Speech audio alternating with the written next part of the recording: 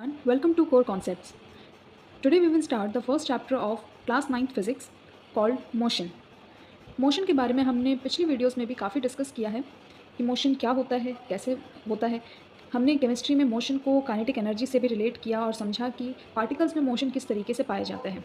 इस वर्ड के बारे में आप जानते ही होंगे। इस वर्ड का मतलब होता है किसी भी चीज़ का मूव करना। कोई ऑब्जेक्ट अगर अपनी पोजीशन मूव कर रहा है, अगर अपनी पोजीशन को चेंज कर पा रहा है, तो यानी वो ऑब्जेक्ट मोशन में कहलाता है। लेकिन मोशन में होने से पहले हमें ये जानना ज़रूरी है कि कोई भी बॉडी या कोई भी ऑब्जेक्ट रेस्ट पोजीशन पे कब होता है। रेस्ट नॉर्मल आप समझते होंगे कि रेस्ट का मतलब आराम। जी हाँ, रेस्ट का मतलब आराम ही होता है, लेकिन रेस्ट हम प्रॉपर तब कहते हैं किसी भी ऑब्जेक्ट को जब वो अपनी पोजीशन चेंज ना करे, यानी उसकी पोजीशन में किसी भी तरीके का चेंज देखने को ना मिले, तो हम ये कहेंगे कि वो बॉडी या वो ऑब्जेक्ट रेस्ट पोजीशन पे है। तो आज की वीडियो में हम इनकी डेफिनेशंस पढ़ेंगे, इनको एग्जाम्पल से समझने की कोशिश करेंगे। So let's start with our first definition, rest. A body is said to be at rest if it does not change its position with respect to a fixed point or fixed reference points in its surroundings। यानी कोई भी body rest position पे तब कहलाएगी जब वो अपनी position को चेंज ना करे, किसके रिस्पेक्ट में, एक फिक्स्ड पॉइंट के रिस्पेक्ट में। यानी एक फिक्स्ड पॉइंट होगा जिसके रिस्पेक्ट में, जिसके लिए वो बॉडी रेस्ट पोजीशन पे है। हम ये नहीं कह सकते कि अगर कोई बॉडी एक रेस्ट पोजीशन पे है तो वो सबके लिए रेस्ट पोजीशन पे हो, नहीं। कोई एक फिक्स्ड पॉइंट होगा जिसके रिस्पेक्ट में हम ये बात कहेंगे कि एक बॉडी रेस्ट पोजीशन पे है, क्योंकि वो अपनी पोजीशन चेंज नहीं कर रही है। इसे एग्जाम्पल से समझते हैं। For example, a book lying on a table if not disturb by anybody does not change its position with respect to table. This means कि एक टेबल पे एक बुक रखी हुई है और वो रेस्ट पोजीशन पे, यानी वो हिल नहीं रही है, उसको हमने किसी भी तरीके से डिस्टर्ब नहीं किया है। इसका मतलब वो अपनी पोजीशन को चेंज नहीं कर रही टेबल के रिस्पेक्ट में। आसान भाषा में समझें तो एक बुक टेबल पे तब तक रेस्ट पोजीशन पे रहेगी जब तक कि कोई उसे डिस्टर्ब ना करे। तो इससे हम ये समझ पाए कि एक बुक जब तक टेबल पर रेस्ट पोजीशन पर है, जब तक कि कोई बाहरी फोर्स उस पर ना लगाया जाए। अगर कोई पर्सन आके उस बुक को उठाए या उसे कहीं एक जगह से दूसरी जगह लेके चला जाए, तो हम कहेंगे कि ये बुक मोशन में आ गई। लेकिन क्योंकि वो टेबल पर अभी रखी हुई है, कोई डिस्टर्बनेस नहीं है उस बुक के साथ, तो हम ये कहेंगे कि वो रेस्ट पोजीशन पर है। अब बात करते हैं मोशन के बारे में। A body is said to be in motion if it changes its position continuously with respect to a fixed point in its surroundings. यानी कि एक बॉडी मोशन में तब होती है जब वो अपनी पोजीशन को लगातार चेंज कर रही हो किसी एक फिक्स्ड पॉइंट के रिस्पेक्ट में। यानी एक फिक्स पॉइंट के लिए वो बॉडी अपनी पोजीशन को एक जगह से दूसरी जगह बार बार कंटिन्यूअसली चेंज कर पा रही है, तो हम ये कहेंगे कि वो बॉडी मोशन में है।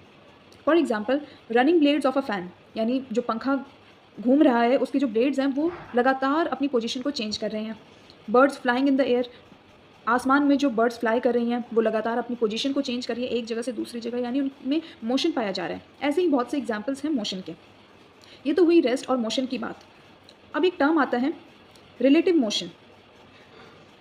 Same object may be at rest with respect to one reference point and in motion with respect to another at the same time. This is known as relative motion.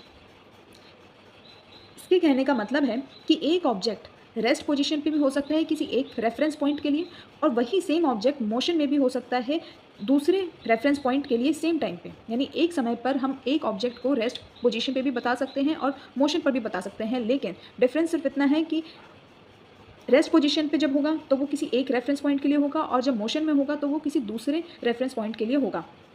जैसे हमने अभी ऊपर कहा कि जो book है टेबल पे रखी हुई है वो रेस्ट पोजीशन पे है, क्योंकि वो अपनी जगह से नहीं हिल रही और कोई उसमें डिस्टर्बनेस नहीं है, वो अपनी पोजीशन को चेंज नहीं कर रही। लेकिन अगर हम थोड़ा इस कॉन्सेप्ट को डीपली समझें तो इसी तरीके से अर्थ जो होती है वो तो मोशन में है, क्योंकि वो सन के अराउंड रिवॉल्व कर रही है। आप इस तरीके से समझिए कि एक सन है और इसके अराउंड प्लैनेट्स रिवॉल्व करते हैं।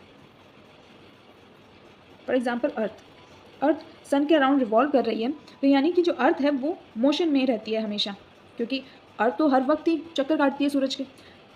अगर अर्थ मोशन में है तो अर्थ के अंदर सारी चीज़, चाहे वो नॉन लिविंग थिंग्स हो, चाहे वो स्टेशनरी ऑब्जेक्ट हो या मूविंग ऑब्जेक्ट हो, सबके सब मोशन में होंगे, है ना। तो मैं ये कह सकती हूँ कि जो बुक टेबल पे रखी हुई थी वो भी मोशन में है, क्योंकि अर्थ सन के चक्कर काट रहा है, वो मोशन में है।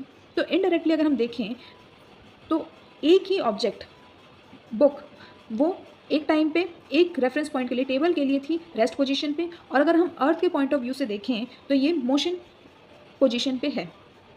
तो रिलेटिव मोशन वही मोशन होता है जब एक ऑब्जेक्ट को हम किसी दो पोजीशन में देख सके, जैसे एक ही ऑब्जेक्ट को हम रेस्ट पोजीशन पे भी बता रहे हैं और एक ही ऑब्जेक्ट को हम मोशन में भी बता पा रहे हैं सेम टाइम पर, तो उसे हम रिलेटिव मोशन कहते हैं। इसे एक और एग्जांपल के तरीके से समझा जा सकता है कि सपोज़ करें आप एक बस के अंदर ट्रैवल कर रहे हैं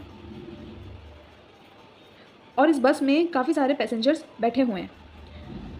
सपोज़ करें कि वो अपनी पोजीशन को नहीं हिला रहे, वो एक जगह अपनी सीट पे बैठे हुए हैं, तो वो सभी के सभी रेस्ट पोजीशन पे कहलाएंगे। अगर आप उन पैसेंजर्स को देखें तो आपके लिए वो रेस्ट पोजीशन पे हैं। वहीं अगर दूसरे पैसेंजर्स आपकी तरफ देखें तो उन्हें भी यही लगेगा कि आप भी रेस्ट पोजीशन पे हैं, क्योंकि आप सभी अपनी पोजीशन को चेंज नहीं कर रहे हैं। लेकिन अगर आप विंडो से बाहर की तरफ देखें तो बाहर आपको ट्री मिलेंगे, बिल्डिंग्स होंगी या और भी लोग होंगे, तो ये सारे के सारे आपको मोशन में दिखाई देंगे, चाहे वो मोशन में हो चाहे ना हो, क्योंकि बस आगे मूव करेगी तो आपको ये लगेगा कि पेड़ चले गए पीछे, आदमी था वो भी पीछे चला गया, बिल्डिंग आई वो भी पीछे चली गई। तो इसमें आपको देखने को लगेगा कि आप इन सारी चीज़ों को मोशन में देख ऑब्जर्व करेंगे, लेकिन एक्चुअल में यहाँ पे ये जो बिल्डिंग और ट्री प्रेजेंट थे ये रेस्ट पोजीशन पे थे। तो यानी एक ही चीज़ को हम दो नज़रिए से देख सकते हैं, रेस्ट पोजीशन पे भी और मोशन पे भी। तो एक फिक्स्ड रेफरेंस पॉइंट होना ज़रूरी है कि हम किसी भी ऑब्जेक्ट को रेस्ट पे या मोशन में कब कह रहे हैं। इसलिए हमने डेफिनेशन में भी ये कहा है with respect to a fixed reference point. एक फिक्स रेफरेंस पॉइंट के रिस्पेक्ट में ही हम किसी चीज़ को ये बता सकते हैं कि वो रेस्ट पोजीशन पे है या मोशन में है। तो यही होता है relative motion. Next we will talk about uniform motion. When a moving body travels equal distances in equal intervals of time, irrespective of direction, then the body is said to be in uniform motion. Motion है यानी कि body move कर रहा है, उसकी position में change हो रहा है। अब यहाँ पे इसके साथ एक वर्ड जुड़ गया यूनिफॉर्म। यूनिफॉर्म मोशन वो मोशन है जब एक बॉडी मूव करती है equal distance, equal intervals of time में, मतलब एक टाइम के साथ साथ जो बॉडी है वो इक्वल डिस्टेंस ही मूव कर रही है, इरिस्पेक्टिव ऑफ डायरेक्शन, मतलब उसमें डायरेक्शन का कोई रोल नहीं है, डायरेक्शन कोई भी हो, लेकिन ज़रूरी क्या है कि वो इक्वल टाइम में इक्वल डिस्टेंस को कवर करें, तो हम उस बॉडी को यूनिफॉर्म मोशन में कहेंगे। जैसे सपोज़ करें आप गाड़ी चला रहे हैं और जो आपका डिस्टेंस है, यहाँ डिस्टेंस और टाइम के लिए मैं प्लॉट तैयार कर रही हूँ। सपोज़ करें आपने 10 सेकंड्स में 100 मीटर डिस्टेंस कवर किया, फिर और 20 सेकंड्स में, क्योंकि समय तो लगातार बढ़ ही रहा है, टाइम तो ऐसा नहीं है कि वो डिक्रीज़ हो जाएगा, टाइम किसी के लिए नहीं रुकता, तो 20 सेकंड्स में आपने और 100 मीटर कवर किया, यानी 100 मीटर आपने पहले कवर करे, अब और 100 मीटर कवर करे तो आपके टोटल डिस्टेंस हो गया 200 मीटर।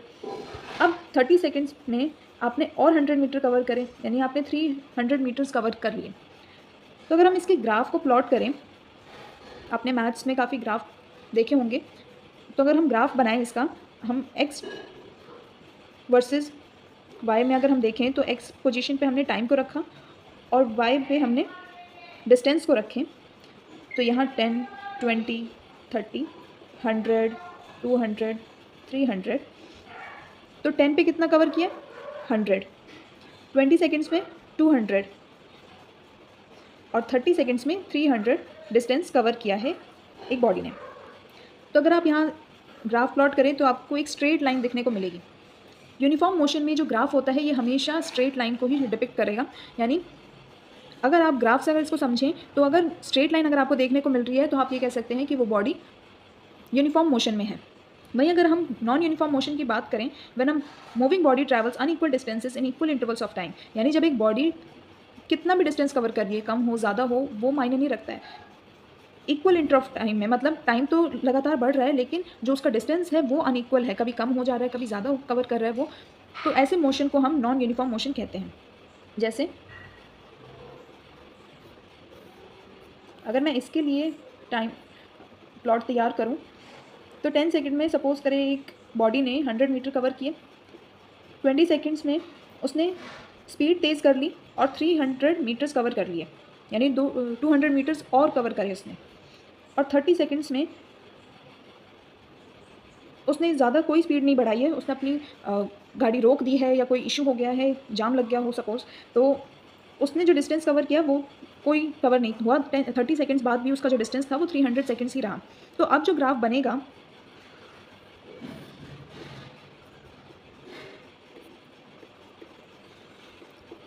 टेन 20 30 100, 200, 300। तो यानी 10 सेकंड्स में उसने 100 मीटर कवर किया था, 20 सेकंड्स में उसने 300 कवर किया और 30 सेकंड्स में उसने अगेन 300 ही कवर किया। तो अगर आप इस ग्राफ को देखें तो आपको कुछ इस तरीके से देखने को मिलेगा, यानी आपको यहाँ पे कोई स्ट्रेट लाइन नहीं देखने को मिलेगी। तो आप ये कह सकते हैं कि ये नॉन यूनिफॉर्म मोशन में है, यहाँ कोई स्ट्रेट लाइन आपको देखने को नहीं मिल रही है। इसका मतलब जो बॉडी ने डिस्टेंस कवर किया वो अनइक्वल था। आई होप आज की वीडियो आपको समझ में आई हो। वीडियो अच्छी लगे तो इसे लाइक करें, शेयर करें, सब्सक्राइब करें और बेल आइकन को प्रेस करें। Thank you.